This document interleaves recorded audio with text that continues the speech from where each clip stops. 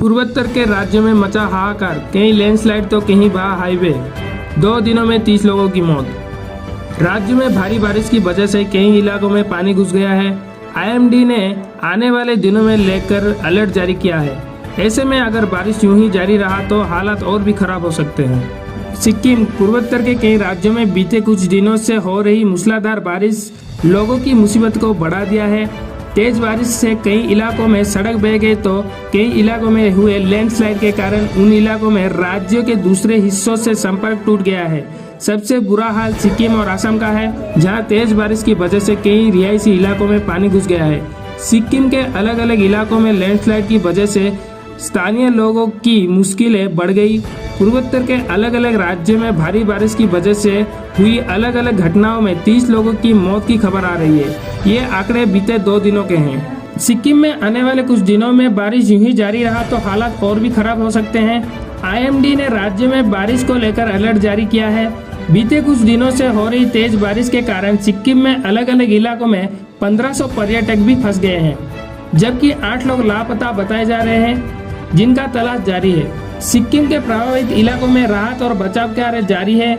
अधिकारियों ने बताया कि भारी बारिश के कारण लापता 8 लोगों की तलाश में बाधा आई और तीस्ता नदी में जलस्तर बढ़ने के कारण तलाश अभियान स्थगित कर दिया गया। मंगन जिले में तीस्ता नदी में बृहस्पतिवार रात एक वाहन के गिर जाने से एक व्यक्ति की मौत हो गई और 2 अन्य घायल हो गए, जबकि 8 अन्य लोग लापता हैं।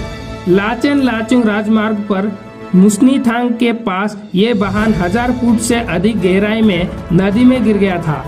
मंगन के एसपी सोनम देचू भूटिया ने बताया कि लाचेन में 115 पर्यटक और लाचुंग में 1350 पर्यटक फंसे हुए हैं। अधिकारियों ने बताया कि कई स्थानों पर भूस्खलन के कारण दोनों ओर से रास्ता बंद है, इसलिए पर्यटकों को अपने होटल में ठहरने की सलाह दी गई है और सड़कें पूरी तरह खुलने के बाद उन्हें स्थानांतरित किया जाएगा।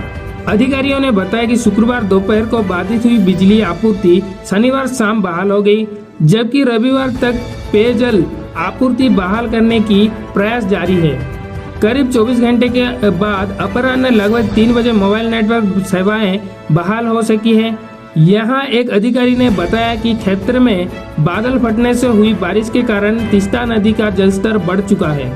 वहीं असम में लगातार बारिश से हालात खराब होते दिख रहे हैं। बारिश के कारण भूस्खलन और बाढ़ के कारण 8 लोगों की मौत हो गई है, जबकि 17 जिलों में बाढ़ की स्थिति पैदा हो गई है। राज्य में 78,000 से अधिक लोग प्रभावित हुए हैं। क्षेत्रीय मौसम विज्ञान केंद्र RMC के आंकड़ों के अनुसार राज्य के पश्चिमी भाग में 3 जिलों में रेड अलर्ट जारी है और 8 अन्य जिलों में ऑरेंज अलर्ट जारी किया गया है, जबकि अरुणाचल प्रदेश और मेघालय के ऊपरी इलाकों से आने वाले वर्षा जल ने राज्य में बाढ़ की स्थिति को और गंभीर कर दिया है।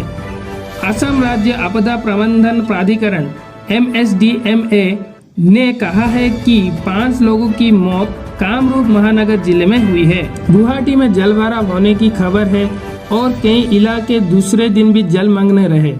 बचाव कर्मी फंसे हुए लोगों को सुरक्षित स्थानों पर पहुंचा रहे हैं, जबकि निवासियों को अपना घर-बार छोड़कर सुरक्षित स्थानों पर जाना पड़ रहा है। राज्य के शहरी कार्य मंत्री जयंत मल्ला बरुआ और शीर्ष अधिकारियों ने मौजूदा स्थिति समेत सरकार के आपातकालीन प्रतिक्रिया उपायों की समीक्षा करने के लिए शहर के विभिन्न हिस्सों का निरीक्षण किया।